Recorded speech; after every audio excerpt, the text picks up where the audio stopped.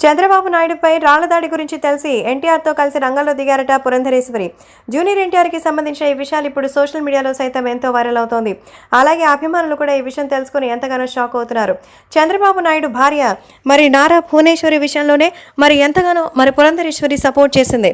అప్పట్లో జరిగినటువంటి ఈ విషయాలు సోషల్ మీడియాలో సైతం ఎంతో వైరల్ అవుతోంది. అయితే పురంధరేశ్వరి అయితే ఇప్పుడు చంద్రబాబుపై రాళ్ల దాడిని తీవ్రంగా ఖండించింది. ఏపీలో గవర్నమెంట్ అనేది చాలా అరాచకాలకు పాల్పడుతోందని, చూస్తూ ఊరుకుంటే ఇంకా ఇబ్బందులు కలుగు చేస్తూనే ఉందంటూ చెప్తున్నారు. సో పురంధరేశ్వరి చెప్పిన ఈ విషయాలు నిజమేనని అందరూ కూడా చెప్తున్నారు. ఎందుకంటే చంద్రబాబు నాయుడుపై రాళ్ల దాడి చేసింది కావాలని ఆయన బెదిరించడానికి కాదు, గాయపరచడానికే.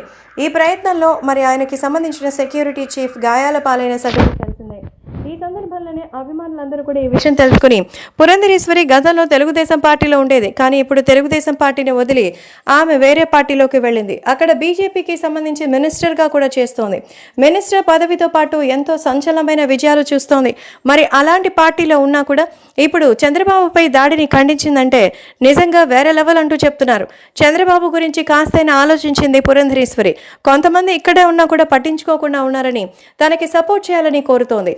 పురంధరేశ్వరికి సంబంధించిన ఈ విషయాల్లో జూనియర్ ఎన్టీఆర్తో కలిసి ఆమె రంగంలో దిగి ఖచ్చితంగా వైసీపీని ఈ విషయంలో ప్రశ్నించాలని అనుకుంటోంది. తెలుగుదేశం పార్టీలో వస్తేనే కాదు, రాకపోయినా కూడా వాటిని ప్రశ్నించే హక్కు మనకుందంటూ పురంధరేశ్వరి జూనియర్ ఎన్టీఆర్తో కలిసి రంగంలో దిగబోతున్నట్టుగా సమాచారం.